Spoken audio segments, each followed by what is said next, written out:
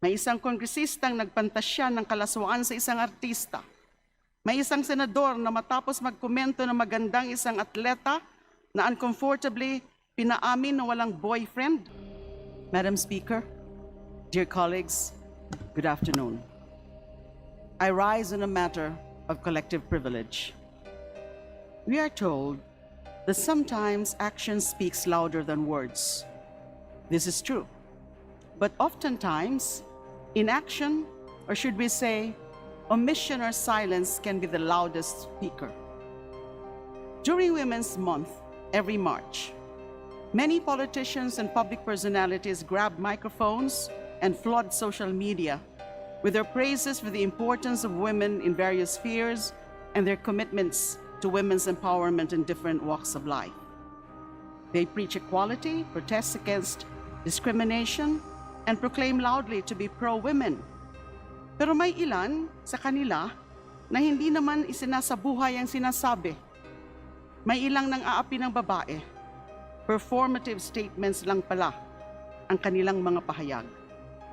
Then, there's another breed of public figures who cannot even afford to hide in words their contempt of women, who cannot shut their mouths or temper their language in hurling sexist and misogynistic remarks. Walang paggalang sa babae. Wala ring respeto sa sariling tungkulin. Ang masama pa, they dismiss their foul comments as humor or political banter. May isang kongresistang nagpantasya ng kalaswaan sa isang artista.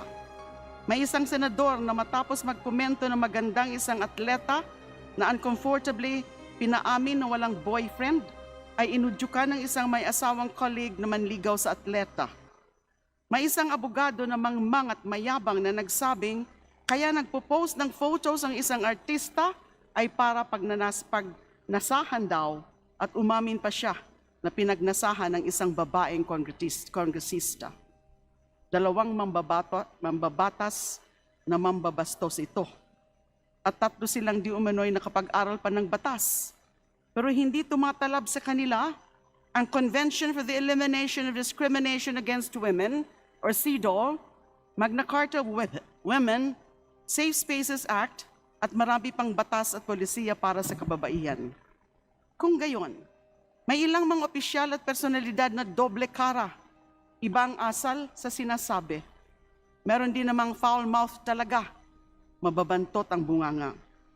And then, there is a kind of leader who does not talk, but her silence effectively disrespects women while diminishing her own office. She keeps quiet, yet her silence already speaks volume. Kahit siya mismo ay babae, kahit siya mismo ang pangalawang pinakamataas na opisyal ng ating bansa, sa gitna ito ng lantaran at tahasang pambabastos sa kababaihan.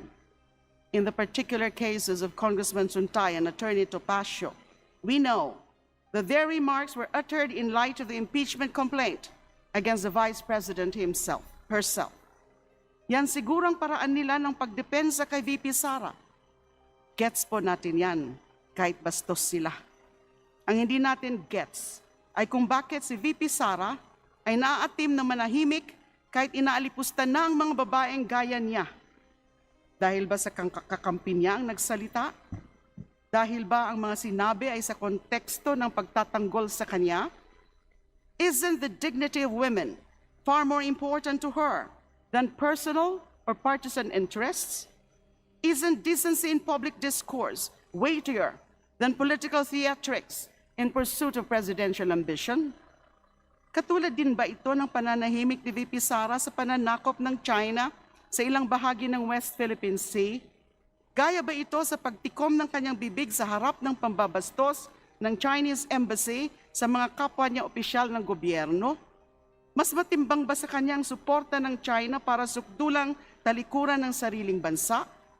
Mas mabigat bang interes ng dayuhan kaysa sa ating soberanya? Kaysa seguridad ng ating mga mangingisda? Kaysa kapakanan ng mga pareho niyang nasa pamahalaan? Gaya rin kaya ito ng pananahimik ni VP Sara sa malinaw na inciting to sedition na ginawa ng kanyang ama sa isang rally sa Davao na hinikayat na mag-alsa ang militar? Nanaig lang kaya ang pagiging anak niya o presensya mismo niya ay maituturing na pagsang-ayon sa sinabi ng kanyang ama? May malinaw na krimeng naganap, pero hindi nagsalita o dumistansya. Dito, si VP Sara. Mas matimbang ba ang politika nilang mag-ama kaysa pangingibabaw ng batas at kaayusan sa ating lipunan? Saan na napunta ang panunumpa sa katungkulan na maging tapat sa konstitusyon at mga batas? Sa bagay, magtataka pa ba tayo sa bibig niya nga pala mismo galing na naisip niyang putulin ang ulo ng Pangulo at nagbanta pang ipapatay ito. May tapang at malasakit daw sa maraming issue.